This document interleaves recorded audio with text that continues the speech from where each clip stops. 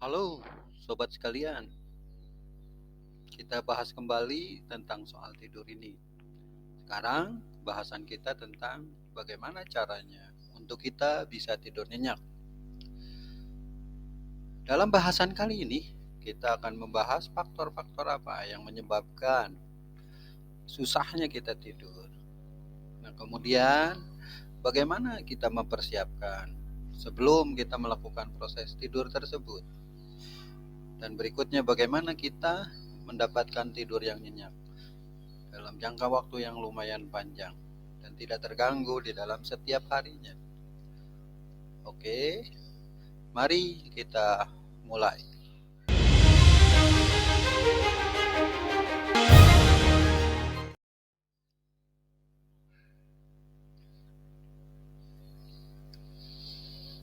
Tidur nyenyak ini emang kebutuhan bagi kita semua. Dengan kita mendapatkan tidur yang nyenyak, maka hidup kita akan sehat. Pikiran kita akan tenang dan juga akan meningkatkan imunitas tubuh.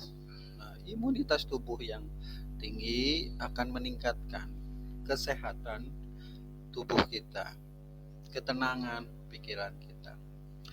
Jadi, kebutuhan akan tidur nyenyak itu harus diusahakan, sama dengan kita mengusahakan olahraga secara teratur dan juga mengusahakan pola diet makan kita supaya tubuh kita sehat.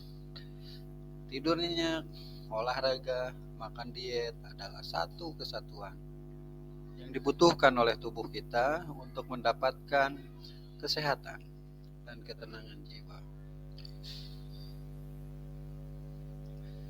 Nah, baik, sebelum kita membahas kemana-mana, kita bahas dulu tentang waktu tidur yang dibutuhkan.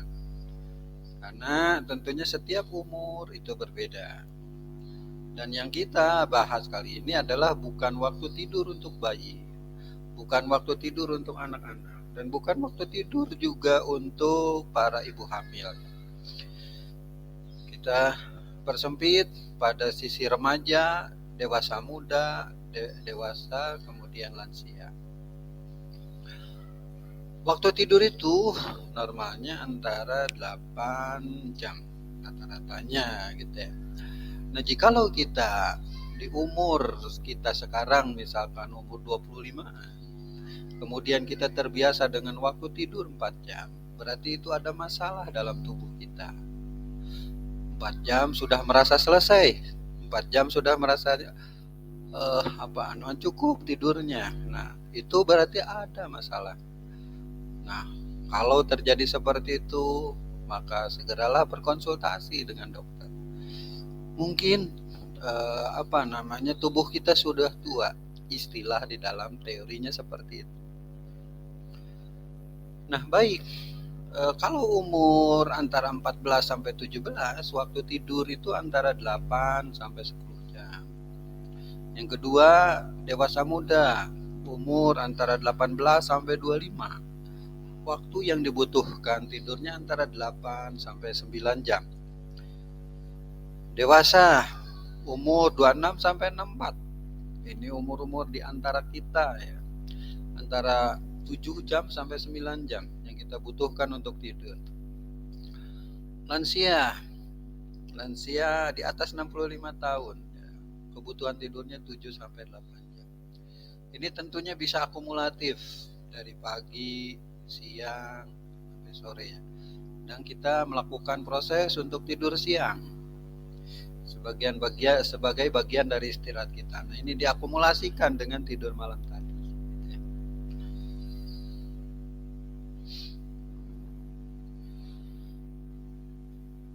Nah, berikutnya setelah kita memahami dari kebutuhan waktu tidur kita, nah berikutnya kita kenali dulu ini faktor penyebab kesulitan dalam kita melakukan proses tidur yang nyenyak. Tentunya untuk masa sekarang ini banyak sekali orang yang mengalami sulitnya tidur nyenyak karena berbagai macam hal. kondisi sangat menentukan sekali dalam kaitan ini gitu ya. Nah, kesulitan ini bisa berlangsung pendek atau bisa berlangsung juga panjang atau lama.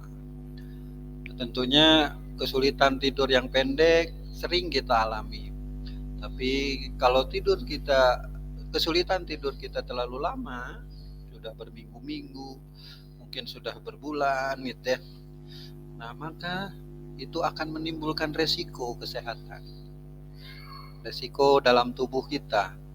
Mungkin akan timbul sebuah penyakit. Nah, oleh sebab itu, tindakan pencegahan yang perlu kita lakukan adalah segera berhubungan dengan dokter, berkonsultasi dengan terapis untuk meminimalisasi dari resiko tersebut. Karena inilah yang akan terjadi, resiko dalam tubuh kita. Nah, baik, kita lihat satu-satu dari faktor penyebab kesulitan tidur ya. Yang pertama adalah stres dan kecemasan. Ini sudah menjadi problematika umum bagi kita semua. Stres, cemas karena urusan keluarga, stres, cemas karena urusan pekerjaan, stres dan cemas karena urusan masa depan. Itulah yang sering terjadi. Manajemen stres, manajemen kecemasan ini menjadi penting. Pahami pada bagian ini adalah resikonya. Tadi sudah disampaikan, resiko terhadap tubuh kita, resiko terhadap kesehatan badan kita, resiko terhadap penyakit yang akan dialami oleh tubuh kita karena kita mengalami gangguan dari tidur sini. Jadi segeralah berkonsultasi dengan dokter untuk melakukan ini. Jangan dipendam sendiri, jangan dikekap sendiri. Lakukan komunikasi dengan orang yang sudah ahli pada bagian ini. Berikutnya adalah tubuh yang terlalu lelah. Kalimatnya terlalu ya. Terlalu lelah ini akan menimbulkan suhu tubuh yang semakin meningkat. Suhu tubuh yang akan meningkat itu aktivitas jantung akan semakin tinggi. Nah, oleh sebab itu dari detak jantung yang semakin tinggi itu, maka rasa kantuk akan hilang, kabur dari tubuh kita, maka tidur pun tidak akan kita dapatkan. Maka oleh sebab itulah kita perlu mengatur ritme kegiatan yang kita lakukan di dalam keseharian kita.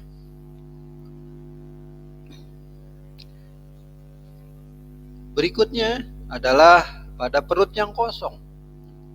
Nah, ternyata ini perut kosong juga menimbulkan masalah pada tidur kita. Pantas waktu dulu saya masih kecil, kalau saya susah tidur ditanya oleh ibu saya, sudah makan belum? Mau makan lagi atau tidak? Gitu. Nah, ternyata ini menjadi salah satu faktor terhadap sulitnya kita melakukan tidur. Lapar terjadi bila makan kita terlalu sore, mungkin antara sebelum maghrib, antara asar sampai sebelum maghrib ya. Nah, pada saat jam tidur kita merasa kelaparan, tentunya ya perlu kita isi dulu perut kita. Namun diisinya jangan yang berat, kita isi dengan yang camilan sehat, dengan buah-buahan, maka itu akan segera mengistirahatkan tubuh.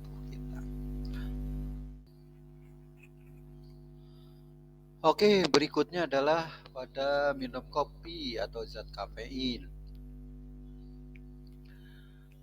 Kebiasaan tentunya kita selalu minum kopi di pagi hari, di siang hari, dan mungkin kita sering di malam hari.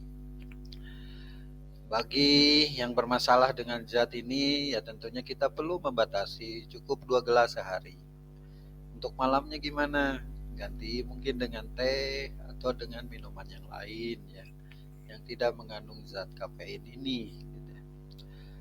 Nah, tentunya ini perlu kita lakukan supaya nanti kita mendapatkan tidur yang nyenyak ya dalam kaitan ini. Nah, zat kafein ini akan meningkatkan hormon di dalam tubuh kita, detak jantung kita akan semakin meninggi. Itulah yang sering kita lakukan.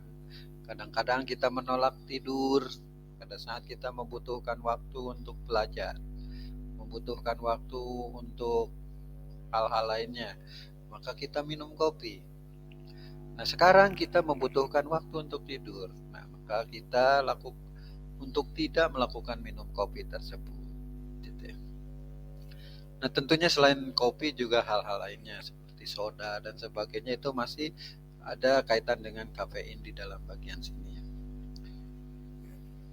Nah, baik, berikutnya adalah hal-hal yang perlu dihindari sebelum kita melakukan tidur ya. Jadi, supaya kita nyaman, tenang, rileks dan sebagainya, maka hindarilah hal-hal berikut ini. Pertama yang perlu kita hindari adalah berolahraga secara berat. Nah, ini juga yang sering menjadi gangguan bagi kita ya. Tiba-tiba ada yang mengajak main futsal malam-malam. Tiba-tiba ada yang mengajak main badminton malam-malam. Cuacanya sedang enak gitu ya. Nah, maka teman-teman mengajak berolahraga futsal, berolahraga badminton tadi ya. Nah, tentunya kalau kita sedang membutuhkan waktu tidur yang banyak, maka hindari hal ini. Karena dengan berolahraga tadi, tubuh kita akan menjadi segar, kantuk menjadi hilang, tidur akan jauh lebih malam. Nah, cuman tuntutan paginya kan kita harus bangun pagi tetap. Aktivitas kerja harus kita lakukan. Nah, tentunya kalau kita tidur terlalu malam, pada saat beraktivitas kerja akan mengantuk, sering menguap, dan mengganggu pekerjaan-pekerjaannya.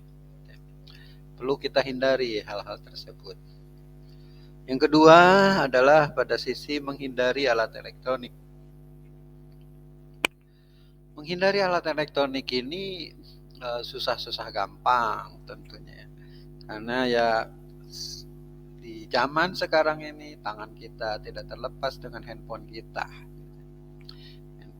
Mungkin kita sudah bisa terlepas dengan TV, tetapi dengan handphone kita tidak bisa. Ada juga pekerjaan yang perlu kita lakukan dengan menggunakan notebook. Ya, itulah yang perlu kita hindari sebelum tidur. Oleh sebab itu, di dalam kaitan ini, ya berarti kita memerlukan jadwal teratur untuk tidur kita. Jadwal kan ini menjadi penting untuk kita berdisiplin dengan jadwal tersebut.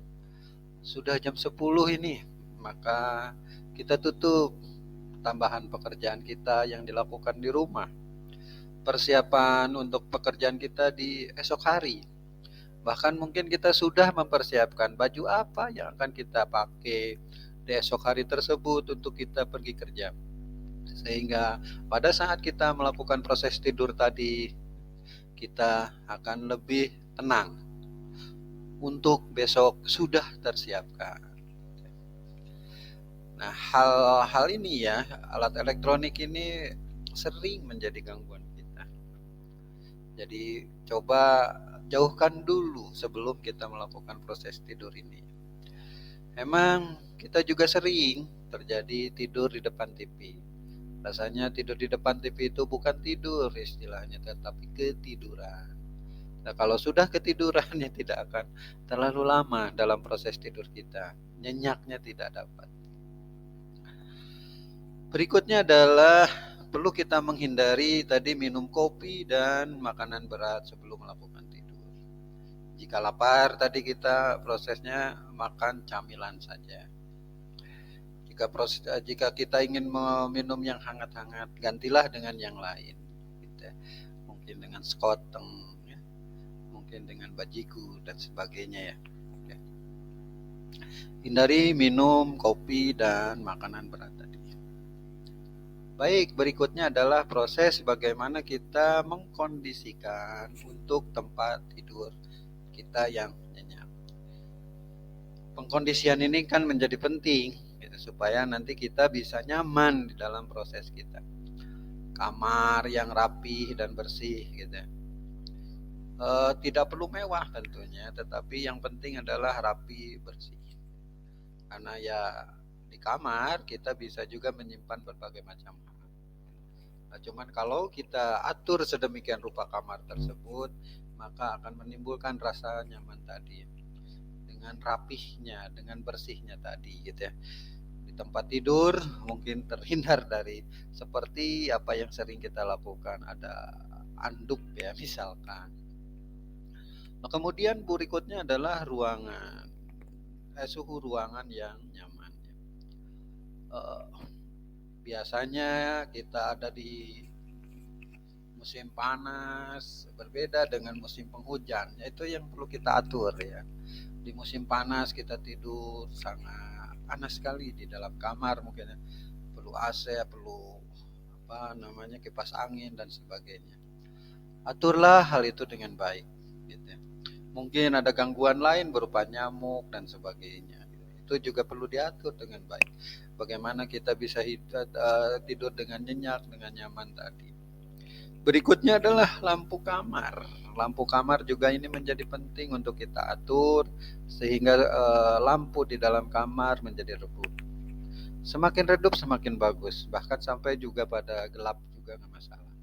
Nah, cuman ada beberapa orang yang tidak merasa nyaman dengan gelap. Tapi pada dasarnya secara teori adalah tidur di dalam ruangan gelap itu akan menimbulkan efek yang bagus terhadap tubuh kita. Ada yang zat kimia yang bereaksi pada saat melakukan proses tidur di tempat yang gelap tadi. Berikutnya adalah kembangkan oleh kita sikap rileks dan santai sebelum kita melakukan tidur sehingga kantuk menjadi datang dengan sendirinya ya. Relaksasi boleh kita lakukan dengan memijat, saling pijat dengan pasangan kita, kakinya, punggungnya, lehernya, pinggangnya dan sebagainya. Sambil juga mendengarkan musik-musik relaksasi juga enak gitu ya. Nah, kalau di dalam Islam itu juga mendengarkan murotal itu juga akan membawa ketenangan, akan membawa rasa rileks di dalam tubuh kita. Mungkin juga membaca buku. Zaman dulu kita juga membaca koran. Nah, cuman perlunya ini fisik ya. Tadi kita perlu menghindari alat-alat elektronik. Membaca buku elektronik ya sudah umum juga sekarang. Tetapi pada sesi seperti ini ya kita jauhkan dulu hal elektroniknya, gantilah baca buku dengan buku yang fisik tadi. Atau bahkan mungkin sebelumnya kita melakukan mandi air hangat. Dan juga perlu kita juga mempunyai ilmu-ilmu tentang bagaimana kita mengembangkan atau gerakan-gerakan dalam proses meditasi ya. Pengaturan pernapasan itu juga salah satu teori penting di dalam proses kita mendatangkan kantuk kita dan mendatangkan tidur kita dengan nyenyak, tidur yang lelap. Nah, berikutnya setelah kita memahami berbagai macam hal tadi, ada faktornya, kemudian ada pengkondisian pada saat kita tidur, dan berikutnya adalah bagaimana posisi tidur kita. Gitu. Karena juga posisi ini kan akan berpengaruh. Gitu.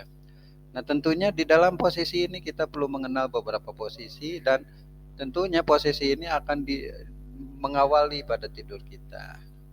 Tergantung juga kebiasaan kita.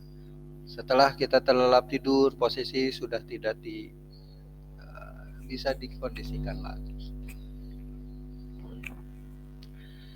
Posisi pertama yaitu pada saat posisi tidur seperti janin. Kita tidur meringkuk ya. Sarungan, meringkuk dan sebagainya itu merasa nyaman. Terjadi kebiasaan-kebiasaan kita, posisi tidur umum orang Indonesia. Dengan hal ini akan mengurangi dengkuran-dengkuran yang ada.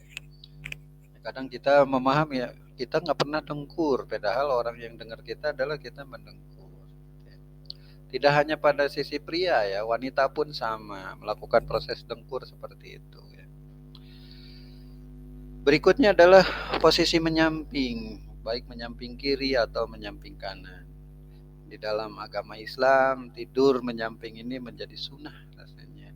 Nanti ada akan bahasan tersendiri terkait dengan posisi tidur di dalam agama Islam. Ya. Posisi menyamping ini pada dasarnya akan baik terhadap tubuh kita, terutama pada badan kita dari pencernaan sampai kepada jantung kita. Ya. Nah, cuman nanti kita perlu melihat apakah posisi kiri dan posisi kanan. Cuman dari dua posisi tersebut jangan sampai menjadi beban sehingga efek pada satu bahu saja. Berikutnya adalah posisi terlentang. Bagus untuk tulang belakang. Akan menghindari rasa sakit pada saat bangun tidur untuk pinggang, pinggul, lutut, dan sebagainya. Berikutnya posisi tidur tengkurap ya. Nyaman rasanya bagi para pria itu. Saya sering melihat tidurnya itu adalah pada tengkurapnya. Prinsipnya sih nggak masalah tidur tengkurap seperti itu, cuma nanti ada hal yang terjadi pada otot kalau kurang pas, dan ini juga sangat baik untuk mengurangi dengkuran tadi. Nah, dari kesemuanya itu pada dasarnya adalah bagaimana kita merasa nyaman, mendapatkan rasa nyaman dahulu di dalam proses kita menyiapkan tidur kita. Karena apapun yang akan kita dapatkan di dalam tidur itu, kalau kita tidak nyaman, ya kita tidak akan dapatkan hal kelelapnya tadi, gitu ya. Jadi nyaman itu menjadi penting. Bisa jadi beberapa teori kita abaikan tadi, misalkan tidur di dalam kamar, gitu. Lah kadang-kadang kita lebih nyaman tidur di dalam sofa, kadang-kadang seperti itu ya. Atau ya kadang-kadang kita juga di teras, kadang-kadang itu juga kita merasa nyaman. Jadi nyaman dulu kita dapatkan. Bagaimana kita mendapatkan kenyamanan di dalam proses kita melakukan tidur tadi. Dan lakukan sesuai dengan kebiasaan-kebiasaan yang ada ya. Nah, tinggal kita mengatur ritme tadi, bagaimana kita kalau pada saat terjadi kesusahan tidur. Nah, kalau terjadi kesusahan tidur, apa yang kita perlu lakukan tadi? Nah, kita runut dari hal-hal yang sudah kita bahas tadi. Faktornya apa sih sehingga kita tidak bisa tidur tadi? Oh, ternyata mungkin kita terlalu banyak minum kopi. Nah, itu hal yang perlu kita pahami di dalam proses bagaimana kita